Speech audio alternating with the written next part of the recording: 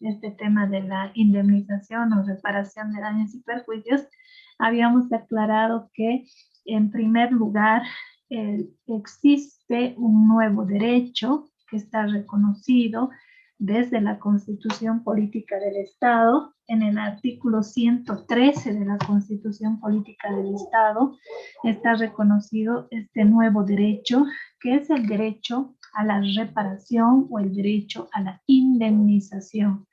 Tal vez esta constitución la tenemos vigente desde el año 2009, como ustedes ya saben, porque han llevado la materia de derecho constitucional, y esta constitución crea un nuevo modelo de Estado. Yo sé que a veces lo escuchamos a través de nuestros políticos, de nuestros dirigentes, hablar sobre el Estado plurinacional de Bolivia como un nuevo Estado. Incluso hay un día feriado que se ha creado para poder hacer honor, digamos, a esto que es la refundación del Estado plurinacional de Bolivia, pero jurídicamente hablando, más allá de dejando de lado, digamos, lo político, jurídicamente hablando, a partir del año 2009, cuando se entra en vigencia esta Constitución Política del Estado, realmente se instaura un nuevo sistema jurídico, ¿no? En el ámbito jurídico, esta Constitución que tenemos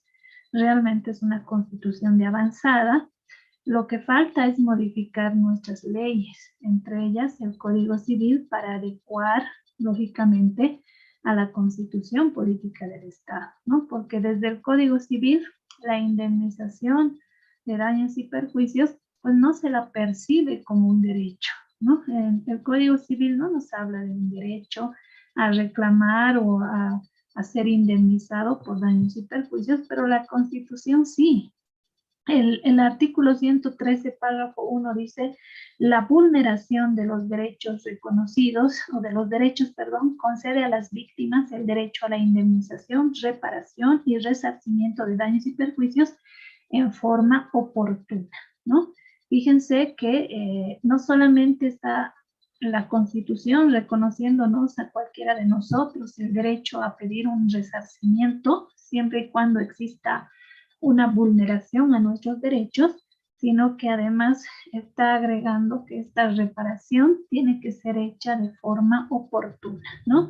Tiene que ser hecha de manera eficaz, oportuna, rápida, cosa de que la víctima, sea varón o sea mujer, rápidamente pueda encontrar, digamos, en ese resarcimiento, alivianar de alguna manera los daños que se le hayan podido provocar. Después en este mismo artículo de la Constitución 113, párrafo 2, dice: en caso de que el Estado sea condenado a la reparación patrimonial de daños y perjuicios, deberá interponer la acción de repetición contra la autoridad o servidor público responsable de la acción u omisión que provocó el daño. Esto nos vamos a referir en un momento más cuando hablemos de unas sentencias constitucionales que como ejemplo vamos a poner en esta clase. Entonces, los daños y perjuicios pueden ser, decíamos, patrimoniales y extrapatrimoniales. Dentro de los daños y perjuicios patrimoniales hemos distinguido lo que es el daño emergente y el lucro cesante. ¿Qué es el daño emergente? El daño emergente es el detrimento o pérdida que una persona experimenta en su patrimonio. Y la persona experimenta una pérdida en su patrimonio a raíz del daño, ¿no? Todo tiene vinculación con el daño. Entonces, a eso se llama daño emergente. En cambio, el lucro cesante, que también es otro concepto dentro de lo que es el daño patrimonial, no solamente se debe reparar el daño emergente, sino también se debe reparar el lucro cesante. El lucro cesante es la ganancia de la cual se va a ver privada a una persona producto del daño. Entonces, es lo que una persona, el lucro cesante es lo que una persona deja de ganar, deja de percibir producto del daño. Yo les decía que hay otras legislaciones, no la nuestra, aunque sí se podría hacer tranquilamente en la nuestra, aunque el Código Civil no lo regule, que se sanciona la pérdida de oportunidad, incluso dentro de lo que es el daño patrimonial, dentro de lo que es daño emergente, lucro cesante, también se obliga a pagar, a reparar la pérdida de oportunidad. Y ahí ingresaría el hecho de decir, yo tenía que ingresar a trabajar a tal institución o me he ganado una beca y tenía que ir a estudiar a España, tenía que ir a estudiar, no sé, a Alemania, con esta beca que me he ganado y producto del daño, pues no voy a poder hacerlo. Por lo tanto, ahí fíjense que también se produce una pérdida de oportunidad, que hay muchos países y hay muchas sentencias en las cuales también se hace reparar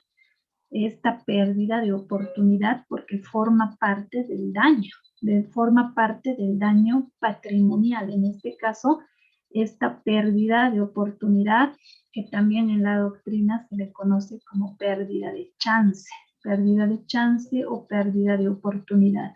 Si la persona logra probar que efectivamente tenía esta oportunidad segura de un trabajo, si la persona logra probar que efectivamente tenía esta oportunidad de ir a estudiar, de continuar sus estudios superiores a través de una beca o simplemente de poder estudiar una carrera en una universidad extranjera de prestigio, pues eso representa también un daño para esta persona, y si esto se logra demostrar ante el juez, pues se podría también pedir una reparación por la pérdida de oportunidad o pérdida de chance, pese a que el Código Civil no lo regula, pero más allá de lo que regula o no el Código Civil, yo ya les comentaba esto, nuestro Código Civil con relación al tema de daños y perjuicios, pues se está quedando muy atrás. Y se está quedando muy atrás con respecto a otras legislaciones y también se está quedando atrás con respecto a la propia constitución política del Estado. Ustedes saben que, porque esto les digo, porque han llevado derecho constitucional, ustedes saben que el artículo 410 de la Constitución Política del Estado, donde está regulado el bloque de constitucionalidad, establece una jerarquía normativa en Bolivia. Esa jerarquía normativa tiene en primer lugar a la Constitución Política del Estado, luego los tratados e instrumentos internacionales sobre derechos humanos a los cuales Bolivia se haya adherido, después las normas de derecho comunitario y luego vienen las demás normas, ¿no? Y incluida obviamente las leyes, entre ellas el Código Civil. Entonces, el Código Civil jerárquicamente, al igual que ocurre con el Código Penal, con la Ley General del Trabajo, con el Código de las Familias, todas estas leyes jerárquicamente están por debajo de la Constitución y los tratados internacionales. Si la Constitución Política del Estado dice que toda persona que ha sufrido una vulneración en sus derechos, pues puede pedir una reparación oportuna, pues tiene que ser tal cual dice la Constitución y los tratados internacionales sobre derechos humanos. En este aspecto, pues no hay cómo discutir, ¿no? Esa situación. El Código Civil tiene validez para nosotros que avanzamos obligaciones, claro que sí. Para el juez civil, el Código Civil es la base, ¿no? Para poder administrar justicia, el Código Procesal Civil, el Código Civil, pero sobre todo la Constitución Política del Estado. Hoy nos vamos a referir a otra clase de daños, que son los daños extrapatrimoniales, que sobre esto hay mucha discusión, mucho debate, sobre todo en nuestro país, que conforme están redactadas estas normas del Código Civil sobre reparación de daños y perjuicios, ya los abogados dicen, pues no hay mucha esperanza de conseguir del juez civil un buen monto para resarcir daños y perjuicios materiales o económicos. Imagínense, peor aún, para resarcir daños y perjuicios extrapatrimoniales. Es mucho más complejo todavía porque ahí ni siquiera la norma nos acompaña, ¿no? Y los jueces dicen, yo no puedo fallar, no puedo darle derechos que no me hayan pedido y no puedo fallar aquello que no está en el Código Civil, no puedo conceder aquello que no está en el Código Civil, porque también muchos jueces solamente aplican justicia desde las leyes, y eso está mal. Se aplica justicia desde la Constitución Política del Estado, ¿no? Solo así se puede encontrar una reparación que podríamos decir es justa, ¿no? Entonces vamos a ir al daño extrapatrimonial. Cuando se utiliza la palabra extrapatrimonial, creo que el nombre nos dice mucho. Lo extrapatrimonial es lo que está fuera del comercio humano, aquello que no tiene una valoración económica, eso es lo extrapatrimonial. Se entiende por daño o agravio extrapatrimonial o moral, dice ahí, a la violación de un derecho subjetivo o interés legítimo de orden extrapatrimonial. Entonces tiene que ver lo extrapatrimonial con la naturaleza del derecho conculcado, ¿no? Vamos a ver enseguida con ejemplos qué sería el daño extrapatrimonial, ¿no? ¿Qué aspectos configurarían daño extrapatrimonial? En cuanto al término, ya desde el inicio hay una discusión en cuanto al término, ¿no? Para algunos no debería decirse daño extrapatrimonial, porque daño extrapatrimonial solo se aplicaría a cosas que están fuera del comercio, o también lo extrapatrimonial lo entendemos como aquello que no se puede valorar en dinero, ¿no? Algunos piensan que es mejor, para referirse a este tipo de daños, utilizar el término daño moral, ¿no? Daño moral sería un término ideal. Es más, algunos utilizan en los textos de obligaciones, de contratos, porque también hay de derecho penal, que ahí corresponde avanzar este tema de daños y perjuicios, utilizan el término daño moral, ¿no? Pero también hay quienes critican este nombre, daño moral, porque da a entender que solamente se tendría que reparar aquel daño al honor de una persona, ¿no? Y se aplicaría, por ejemplo, a los famosos delitos contra el honor, la difamación, la injuria, las calumnias. Ahí estaría bien empleado el término daño moral, porque lo que se está conculcando, lo que se está vulnerando es el honor de la persona, pero ya no se aplicaría, dicen, por ejemplo, a otro tipo de hechos que no sean estos delitos, ¿no? Por ejemplo, cuando se quita la vida a una persona, hay un homicidio. Entonces, en ese caso hay que pedir reparación de daños y perjuicios patrimoniales. Ahí se pedirá daño emergente, lucro cesante y daños y perjuicios morales. Pero ya decir daño moral, pues es un término, como dicen los que critican el uso de este término, que más se aplica cuando se agrede el honor de una persona, cuando se afecta el honor de una persona, y este término daño moral no sería suficiente para expresar la afectación de otros derechos, ¿no? Y en base a esto hay quienes dicen que está mejor utilizar daño extrapatrimonial, que es el término más común, ¿no? que se da para este tipo de daños. Otros hablan de la palabra perjuicio no patrimonial, ¿no? Que ambos términos son similares, pero daño extrapatrimonial me parece que es el término correcto, que prácticamente en todos los códigos está como daño extrapatrimonial, porque es más abarcativo. No solamente se relaciona a afectación o vulneraciones del derecho al honor, ¿no? O a la imagen de una persona, sino ya se aplicaría a todo hecho que vulnere un derecho que se considera que está fuera del comercio humano, ¿no? Entonces, hay esa discusión en cuanto al uso de la terminología entre daño moral, daño no patrimonial, daño extrapatrimonial, etc. ¿Qué diferencia existe entre daño patrimonial y daño moral? Si tendríamos que diferenciar entre daño patrimonial y daño moral, yo sé que si hablamos de daño patrimonial estamos hablando de una vulneración que afecta directamente o indirectamente también el patrimonio de una persona.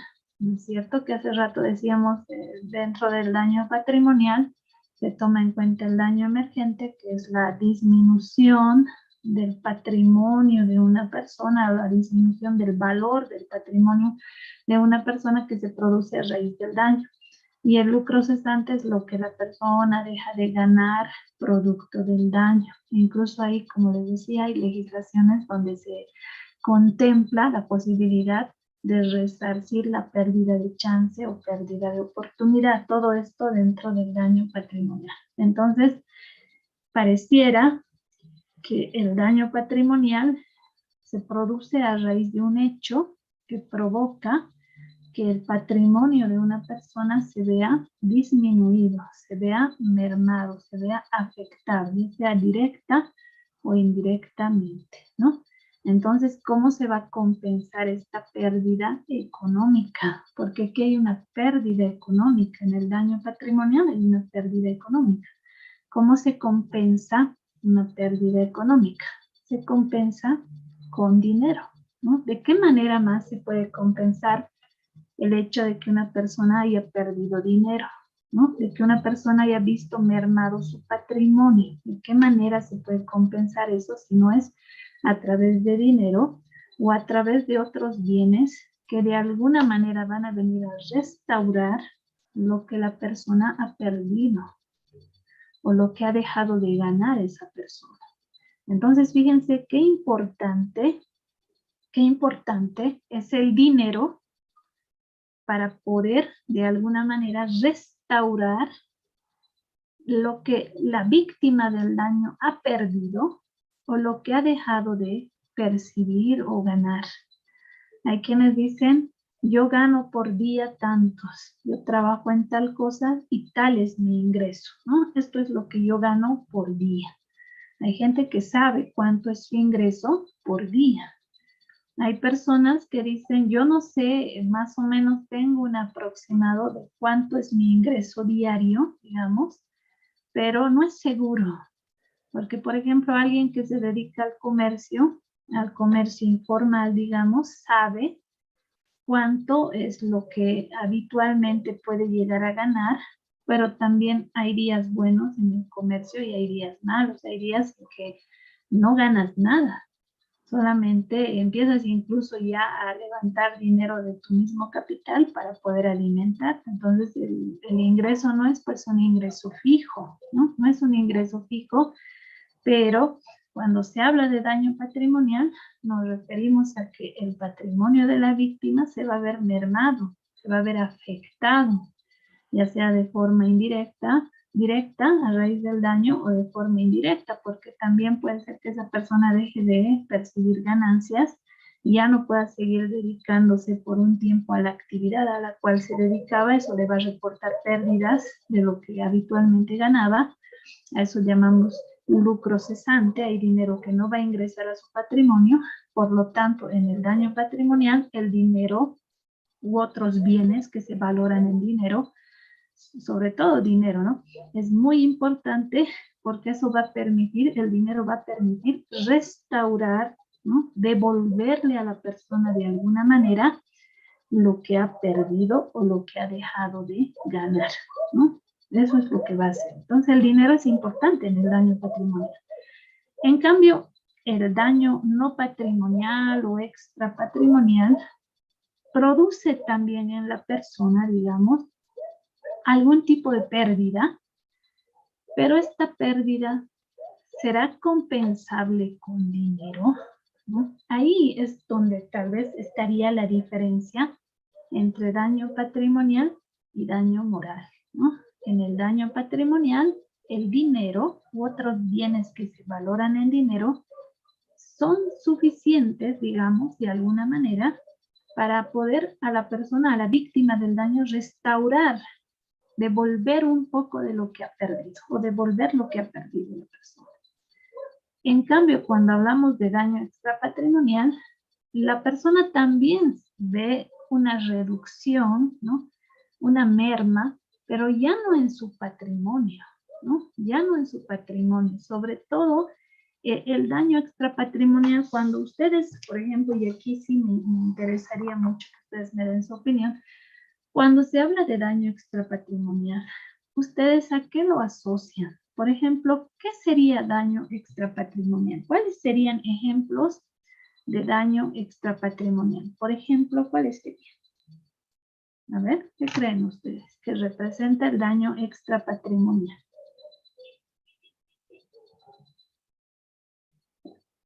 ¿Qué sería daño extrapatrimonial? A ver, Jaime, adelante. Muy buenas noches, licenciada. Buenas noches a mis compañeros también. El daño extrapatrimonial no sería en la reputación de una persona difamarlo si tiene un negocio que ya no gane por causa de la difamación. Podría ser también eso, Ya, porque iría en sus ganancias, en el comercio que él tiene o en el negocio que él tiene. Hasta en el trabajo podrían injuriarlo, por decir, calumniarle de algo y perder el trabajo. Y gracias, ahí Jaime. no hay con qué compensarle a ese señor. Eso. Gracias. A usted, compañero. A ver, Francisco, don Francisco Cocarico, adelante. Doctora, mil disculpas, buenas noches. Buenas Mi noches. opinión sería, pues, derecho, la extra patrimonial son los derechos que no pueden considerados parte del patrimonio, ¿no es cierto? Como dices, es extra patrimonial, ya no conformaría en el medio del, o sea, no está en patrimonio, ¿no es cierto? Ujú. Son, claro que son, pueden ser bienes jurídicos, pero por ejemplo, como decía el Jaime, ¿no? No está consignado tanto, no tiene valor económico para mí, Muy en bien. esencial, ¿no? No son Ujú. susceptibles al dinero y otros objetos, sería mi opinión personal. Gracias, doctor. No, está muy bien. Gracias, compañero Francisco. Muy buena opinión. Igual, Jaime. Habrá que ver también el tipo de daño, ¿no? Y el hecho de que este daño puede llegar a producir algún tipo de sufrimiento. Como decía nuestro compañero Jaime, él nos ponía el ejemplo de un daño al honor, ¿no? Más allá de que la persona quizá, digamos, una calumnia, ¿no? Que la calumnia es acusar a otro falsamente de haber cometido un delito. Eso es calumnia según el Código Penal, ¿no? Es acusar a una persona falsamente de haber cometido un delito. Entonces es un delito contra el honor. ¿Por qué? Porque afecta directamente la reputación o el prestigio de una persona. Vamos a suponer, como nos ponía el ejemplo del compañero Jaime, tomando en cuenta estos delitos contra el honor, vamos a suponer que a una persona se lo tilde de violador, ¿no? Así voy a ponerlo entre comillas, digamos, violador. Hay gente que yo les decía alguna vez en clases que utiliza ciertos adjetivos calificativos, utiliza ciertas palabras para insultar, ¿no? Directamente se les salen algunas palabras para poder insultar a otras personas, ¿no? Directo, o sea, es rápido, tal vez ni lo piensa la persona, no lo razona, está acostumbrada a manejarse de esa manera y cuando tiene una discusión, lo primero que se le sale es decir algo de la otra persona con la cual está discutiendo que afecta directamente su honor, ¿no? Los delitos contra el honor siempre van a estar relacionados a nuestra relación de sociabilidad. Cuando se comete un delito contra el honor, se supone que las demás personas, que hay personas que son testigos de este hecho, ¿no? Y por lo tanto es que este valor de la persona llamado honor, llamado prestigio, se ve mermado. ¿Por qué? Porque la persona a los ojos de los demás ya no es igual, ¿no? Todos tenemos cierto prestigio, cierta reputación dentro del círculo social en el cual nos movemos, ¿no? Entonces, si alguien acusa a otra persona, eres un violador, digamos, y le dice delante de los demás padres de familia y lo utiliza solamente como para insultar, vamos a suponer, pues esta persona directamente ahí va a sufrir, como decía Jaime, ¿no? Va a tener algún tipo de perjuicio. Ahora, ¿cuál va a ser el daño extrapatrimonial? El daño extrapatrimonial, como decía también Francisco, es aquello que no está en el patrimonio, aquello que no se puede compensar con dinero. Como decíamos en el daño patrimonial hace un momento, el daño patrimonial produce una pérdida de valor, ya sea en los bienes de una persona o en lo que ha dejado de ganar la persona, pero esta pérdida se compensa con dinero o con otros bienes que tienen un valor, ¿no es cierto? En cambio, en el caso del daño extrapatrimonial, también hay una pérdida para esa persona, pero esa pérdida está representada por el sufrimiento que experimenta esa persona, ¿no? El dolor que experimenta esa persona, depresión, ansiedad, no sé, tantas formas hay de manifestarse este daño extrapatrimonial, los miedos, las fobias.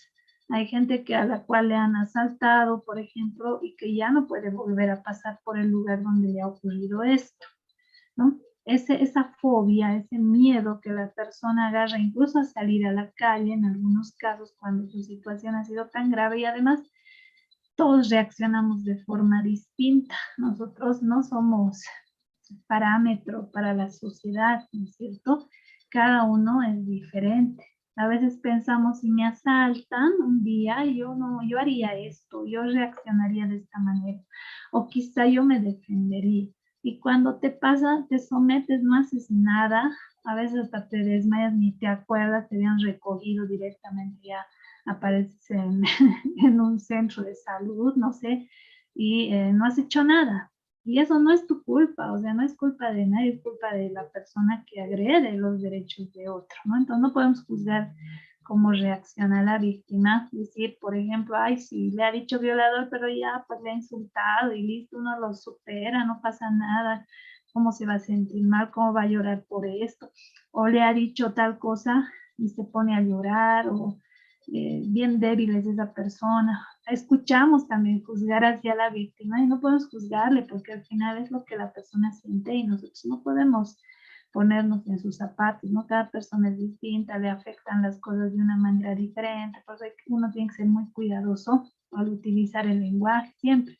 Las palabras son realmente muy importantes. Hay que tener mucho cuidado cuando nos dirigimos a los demás, cómo nos dirigimos para no causarle ningún tipo de molestia a la persona, que es ideal manejarnos así, ¿no?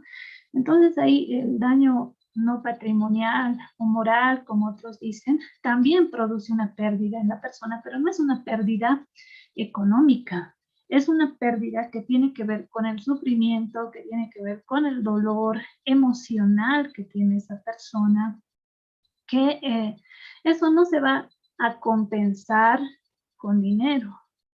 Entonces, ¿con qué se va a compensar? Quizá ahí incluso habría lugar a pensar esto, ¿no? A plantearnos esta interrogante. Entonces, ¿con qué se compensa?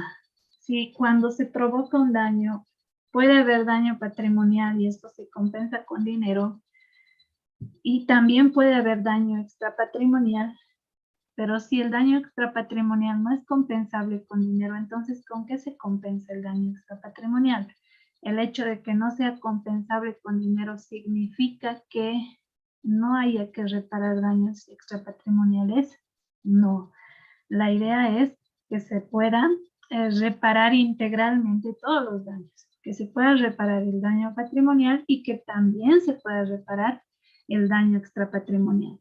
Ahora, ahí dicen, y todo el dinero del mundo basta para poder compensar o reemplazar el sufrimiento que ha tenido que pasar una persona, ¿no? Yo sé que hay hechos que provocan daños patrimoniales y daños extrapatrimoniales. Y hay otros hechos que solo provocarán daños patrimoniales y quizá no provoquen daño extrapatrimonial. Por ejemplo, en el caso de delitos, se provocan daños patrimoniales, pero también se provocan daños extrapatrimoniales para el caso de los delitos, ¿no? Para el caso del incumplimiento de los contratos, se provocará daño patrimonial, se provocará daño extrapatrimonial. Yo pienso que tal vez sí puede pasar, pero no va a ser al mismo nivel que ocurre, por ejemplo, con los delitos, ¿no? Que ahí sí, con todo derecho, ¿no? Habrá que pedir al juez que se pueda indemnizar daños y perjuicios patrimoniales y daños y perjuicios extrapatrimoniales. Aquí, como un ejemplo nada más, ¿no? Por ejemplo, dice en el caso de un velocista que queda tetrapléjico como consecuencia de un accidente, es decir, que queda en una situación de extrema invalidez física, su gravísima lesión generará daños patrimoniales cuantiosos, por ejemplo, ¿no? En estos casos de personas que han tenido un accidente y han quedado tetraplégicos, ¿no? Es decir, que ya no se van a poder mover prácticamente. ¿Cuáles van a ser sus daños patrimoniales? Gastos médicos, farmacéuticos y de rehabilitación de aquí por el resto de su vida. Pérdida de ingresos derivados del ejercicio de su profesión o la actividad a la cual se dedica. Esa persona nunca más va a poder volver a trabajar. Necesidad de una prótesis, puede ser.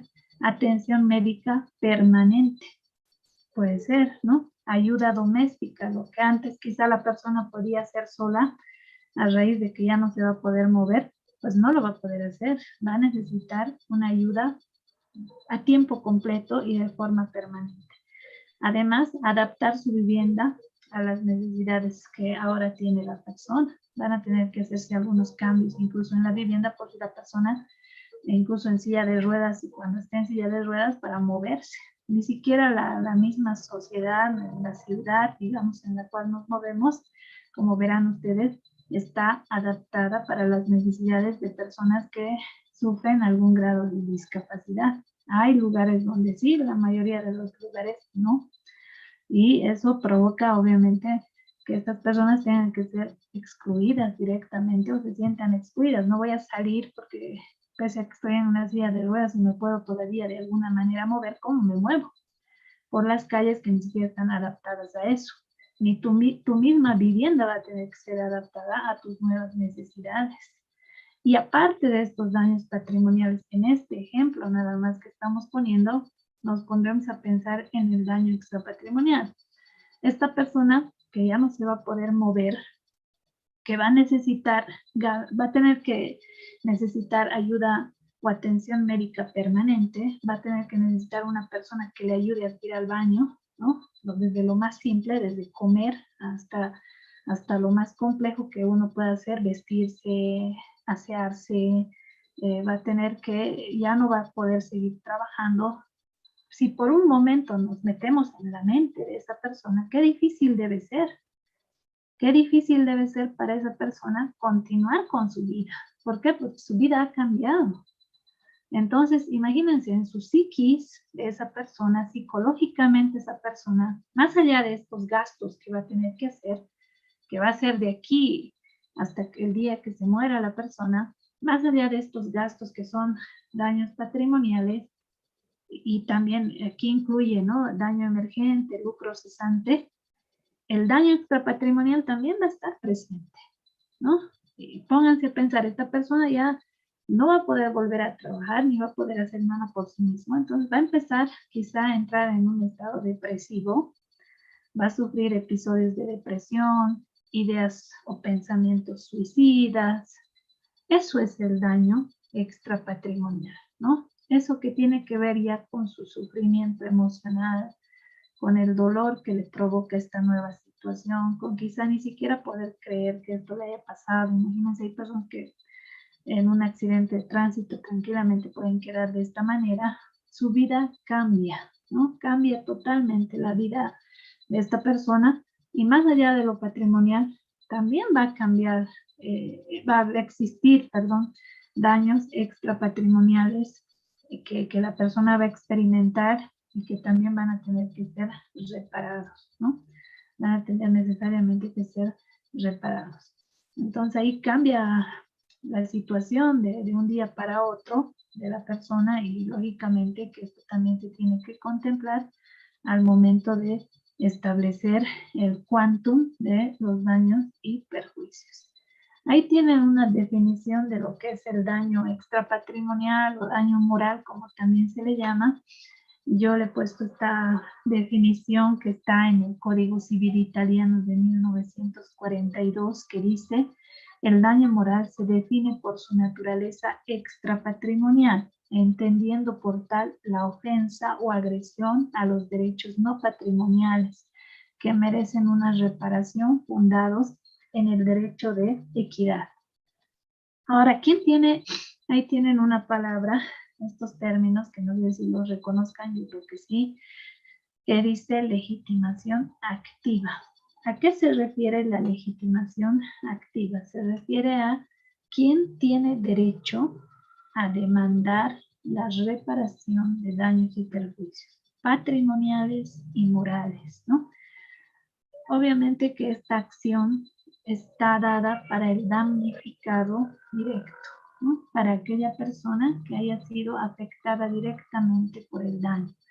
Para esta persona nace la acción para reclamar ante el juez el resarcimiento de daños y perjuicios. ¿Qué pasa con la familia? ¿No? Porque en algún momento he leído mucho sobre esto, de preguntarse qué pasa con la familia del damnificado directo que también experimenta daños, ¿no? Que también sufren al ver a su hijo. Digamos, ¿qué pasa con los papás que ven a su hijo, que es el damnificado directo, y lo ven sufrir y ellos también experimentan ese sufrimiento? Pese a que la familia, puede ser los hermanos, padres, igual experimentan ese sufrimiento, pero sobre todo la legitimación activa en el caso del daño extrapatrimonial está dada para el damnificado directo, pero no para la familia, ¿no? O sea, ellos no pueden no pueden pedir reparación de daños morales, pese a que también sufren, ¿no? Por ver sufrir al damnificado directo, ¿no? Pero la ley solo le confiere acción, en este caso, para reclamar daños y perjuicios extrapatrimoniales al damnificado directo. ¿Qué pasaría si el damnificado directo fallece? Ahí recién esta acción se otorga a los familiares de la víctima, a sus herederos, para que ellos puedan pedir la reparación incluso por daño moral. Entonces, fíjense que si la persona que ha sufrido el daño, damnificado directo, está vivo, pues es esta persona la que tiene reconocida a su favor la llamada legitimación activa. Legitimación activa significa quien puede demandar, ¿no? Quien puede pedir la reparación de daños y perjuicios, en este caso solo el damnificado directo, aun cuando para la familia también esto representa sufrir, ¿no? Por ejemplo, un papá cuyo hijo, que ve sufrir a su hijo, pues también el padre y la madre sufren, ¿no? Pero el damnificado directo es el hijo. Por lo tanto, si bien ellos pueden demandar, pero lo harán a nombre del damnificado directo, ¿no? Ahora, si el damnificado directo ha muerto, esta acción les corresponde a los herederos. Ahora, esta parte también hay que discutir, ¿no? Pueden sufrir daño y perjuicio patrimonial, podemos sufrir nosotros, que somos personas naturales, y también las personas colectivas pueden sufrir daño y perjuicio patrimonial, ¿no? Eso sí. La pregunta es si, por ejemplo, las personas naturales, como somos nosotros, no solo experimentamos daño y perjuicio patrimonial, sino también experimentamos daño y perjuicio extrapatrimonial. En el caso de las personas colectivas experimentarán daño extrapatrimonial. ¿Podrá una persona colectiva experimentar daño extrapatrimonial? Sobre los daños patrimoniales no hay discusión. Tanto personas naturales como personas colectivas pueden sufrir daños patrimoniales. Pero, ¿qué pasa con los daños extrapatrimoniales? Que, como decíamos, los daños extrapatrimoniales o daños morales afectan, por ejemplo, tienen que ver con el daño estético. Aquí tienen algunos ejemplos: daño estético, afecciones anímicas, privación de goces y satisfacciones, pérdida de la esperanza o de las ganas de vivir. A eso se refiere el daño extrapatrimonial. Tiene que ver con los sufrimientos que experimenta una persona, ¿no? Si es un delito, por ejemplo, un delito de lesiones, ¿no? Dentro de lo que son lesiones, el Código Penal las clasifica en tres: lesiones gravísimas, lesiones graves y lesiones leves, ¿no? Dentro de las lesiones gravísimas, un ejemplo de lesión gravísima es la marca indeleble en el rostro. Por ejemplo, estoy poniendo un ejemplo nada más, ¿no? Una persona que le provoca a otro o a otra persona una marca indeleble en el rostro. Marca indeleble es una marca que no se le va a quitar, ¿no? Fácilmente y es visible. Entonces, ¿qué va a pasar si alguien le hace una marca en el rostro a otra persona? Directamente hay quienes dicen la persona va a quedar desfigurada, ¿no?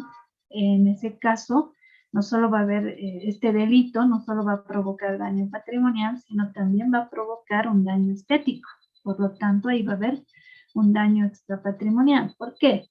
Porque más allá de los gastos que va a realizar esta persona, la víctima del daño, más allá de los gastos que va a realizar, no sé, primer gasto, ¿no? Va a tener que acudir al médico, va a tener que acudir a un médico especialista que analizará la profundidad de la herida, depende con qué se haya hecho, ¿no? Con qué se haya provocado esta herida.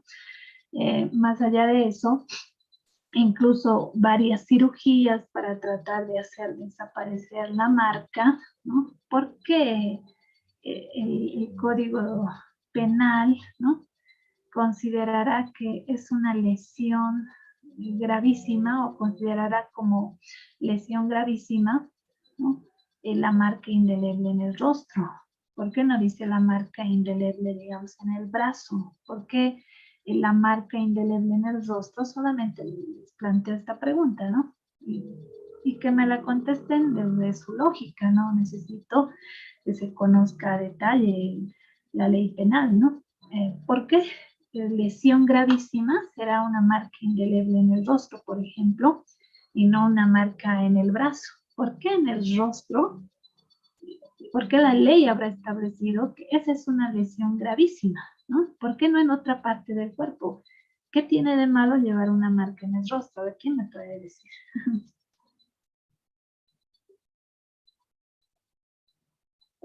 A ver, ¿qué tendrá el rostro de especial, digamos, para Doctora, que no... Sí, adelante, don Francisco. disculpe, doctora, en mi opinión personal sería, porque, como dice, ¿no? La cara es la primera imagen de una persona, ¿no? Inclusive todos, ¿no? Porque de acuerdo a la sociedad misma, algunas personas ostentan pues ya, por decir, ¿no? Aquellas personas que están acostumbrados a manejar cuchillos, objetos contundentes, en borrachera, todo ya pasa estas situaciones y entonces fácilmente estas marcas no se pierden, pues.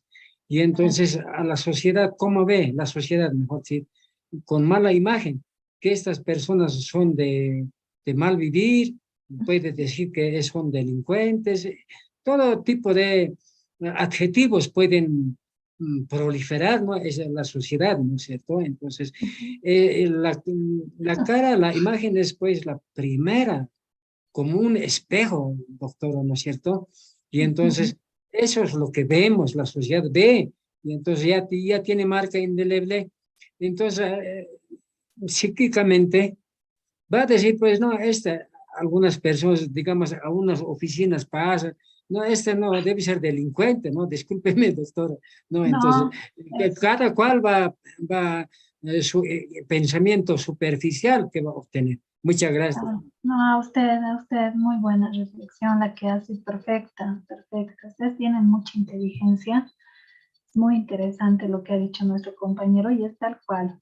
La ley no es que se le ha ocurrido a alguien, de pronto se le ha iluminado, no hay iluminados, creo, no hay gente que sea tan inteligente como para que un día se haya levantado iluminado y haya dicho pondré este artículo y este otro, anótenme hoy les voy a dictar todo el código penal, ¿no?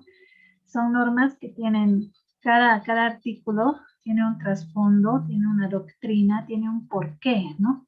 En el caso que decíamos, por ejemplo, cuando a una persona se le produce una marca indeleble en el rostro, nuestro Código Penal lo considera como una lesión gravísima. Y lesión gravísima obviamente implica la aplicación de una pena mayor, ¿no? A una lesión leve, ¿no?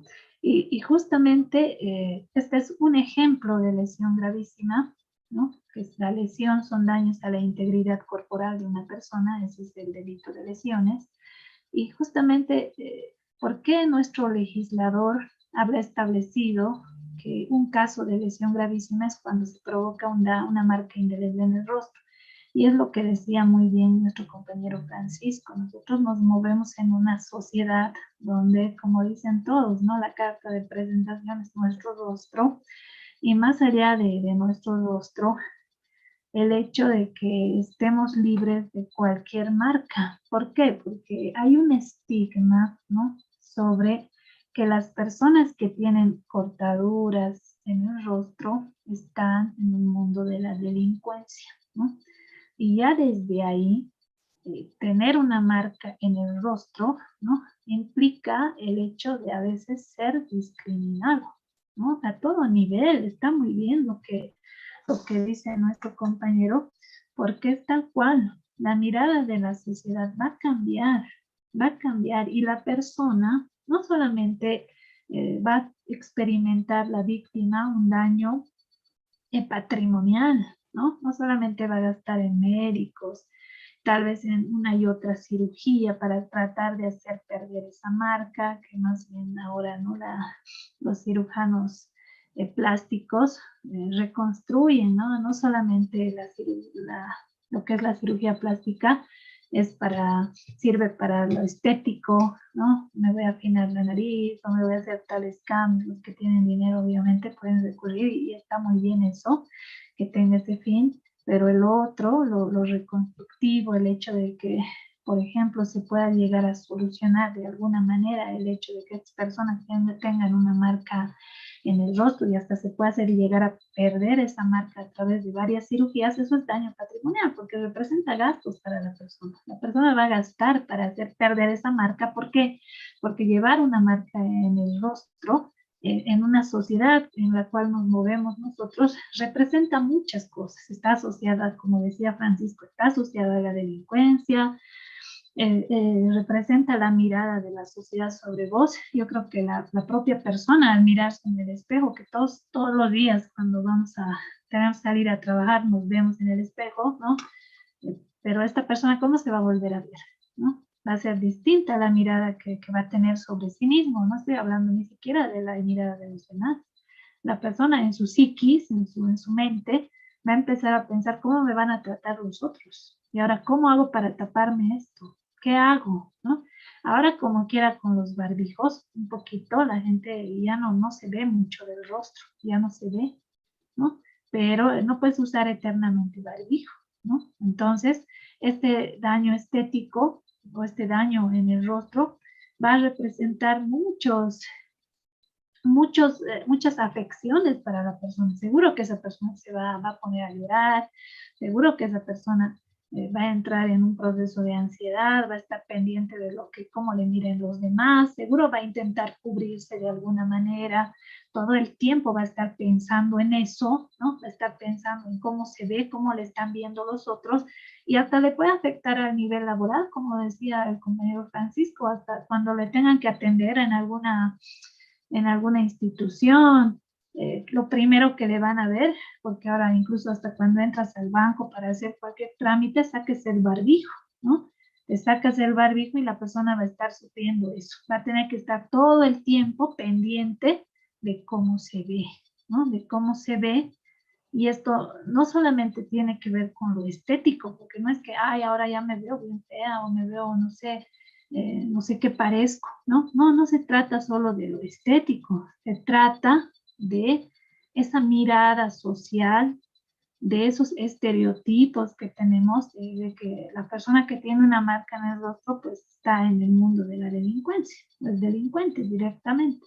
Y hay gente más torpe, lo va a decir de frente, no, esto debe ser delincuente, ¿no? Directamente, o lo va a pensar por lo menos. Y el trato va a cambiar.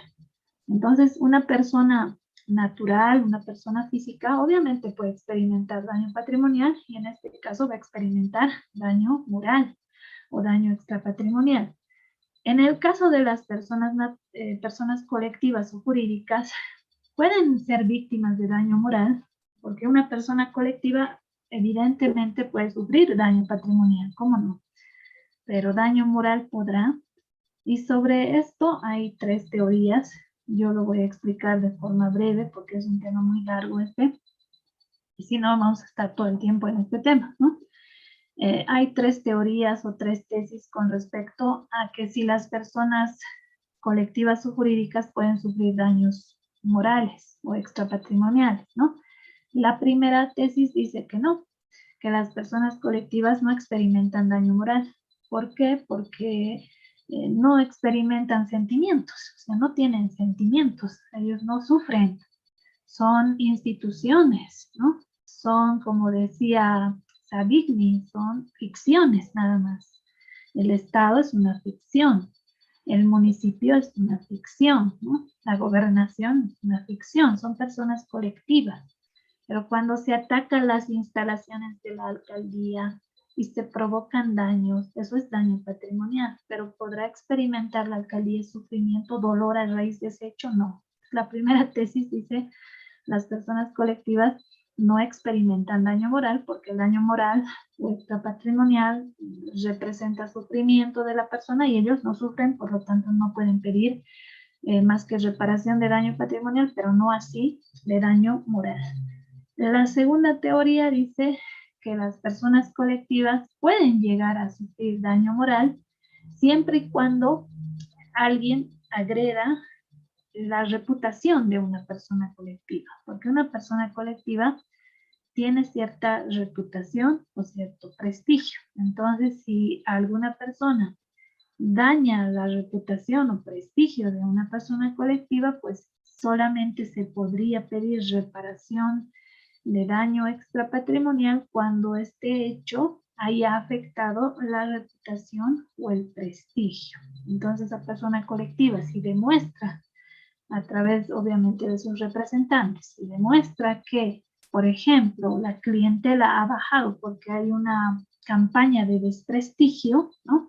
Pues directamente se podrá pedir incluso reparación de daño extrapatrimonial por esta pérdida de prestigio o la afectación a la reputación de una persona colectiva. Esa es la segunda tesis. Solamente cuando el hecho esté destinado a injuriar, a afectar la reputación o el prestigio de una persona colectiva, solo ahí, en ese caso, se podría pedir reparación de daño extrapatrimonial. Y una tercera teoría, una tercera tesis, nos dice que depende del tipo de persona colectiva de la cual se trate, ¿no? Hay que ver qué tipo de persona colectiva es para ver si es posible una reparación de daño y perjuicio extrapatrimonial, ¿no?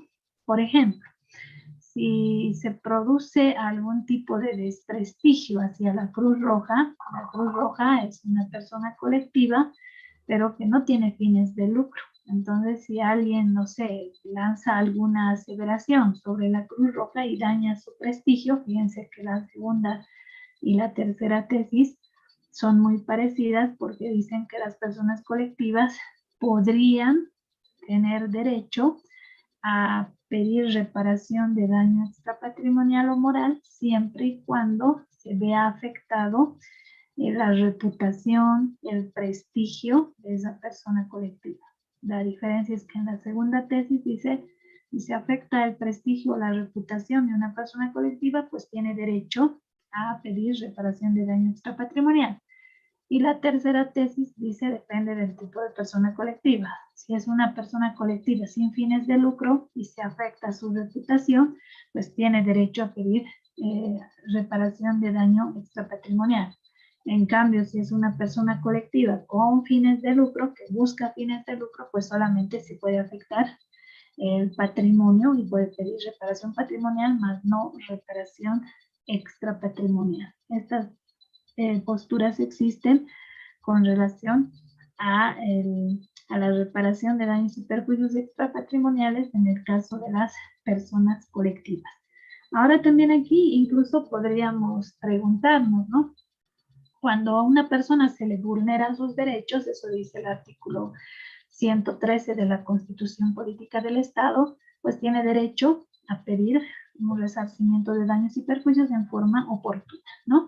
Eso nos dice la propia Constitución. El derecho a la reparación o indemnización es un nuevo derecho, es un derecho, ¿no? Directamente, así como los demás derechos que están enunciados en la Constitución. Los derechos que nos reconoce la Constitución, nosotros les llamamos derechos fundamentales, ¿no? Y generalmente los derechos que nos reconocen los convenios, tratados internacionales, les llamamos derechos humanos. Hacemos esa diferencia, ¿no? Entre derechos humanos y derechos fundamentales, ¿no? Los derechos que están reconocidos en pactos y convenios internacionales son derechos humanos, y los derechos que están regulados en el texto de la Constitución son derechos fundamentales. Luego hay que ver si hay diferencia entre derechos humanos y derechos fundamentales, ¿no? Nosotros, sin distinción alguna, somos titulares de estos derechos humanos y de los derechos fundamentales, todos los derechos, ¿no? Una persona colectiva tendrá derechos humanos, ¿no?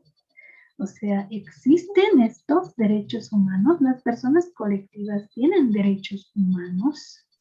Porque si una persona colectiva tiene derechos humanos, pues entonces, al igual que nosotros, que somos personas naturales, tendrán derecho a que se les pueda indemnizar por daño patrimonial, extrapatrimonial, sin entrar en estas tesis, ¿no? Pero ¿tendrán derechos humanos las personas colectivas? ¿O solo los derechos humanos son para nosotros y las personas colectivas no tienen derechos humanos, ¿no? Esto también es muy, muy importante despejarlo. Yo creo que también en derecho constitucional algo han debido ver sobre esto. De todos modos, ya nos ha otra vez alcanzado el tiempo. Vamos a terminar de avanzar la siguiente clase. Quería recordarles que este jueves es nuestro examen del segundo parcial, así que el día jueves, por favor, estén siempre atentos, busquen la forma adecuada de dar el examen en un lugar donde haya buena señal para que no se les corte siempre, por favor, esto. Les digo una clase antes para que tomen sus precauciones. El examen son 10 preguntas, son de selección múltiple o verdadero o falso, es en Classroom. Y los datos del código ya lo saben, pero los voy a enviar directamente el jueves, ¿no? Y los temas se han enviado todo, así que ya los tienen. Por favor, estos días que tengan, apenas tengan un tiempo libre, repasen los temas, porque más allá de la nota, para poder ejercer mejor, ¿no? Siempre es bueno estar preparado, así que un gusto haberles visto. Y nos vamos a ver, bueno, directamente ya el examen, ¿no? Se va a enviar el link también al grupo de WhatsApp, el link del examen, para que desde ahí también puedan ingresar directamente y dar su examen, ¿no? Van a tener 40 minutos y el jueves sin falta, por favor, en el examen nomás. Chao, compañeras, que les vaya bien.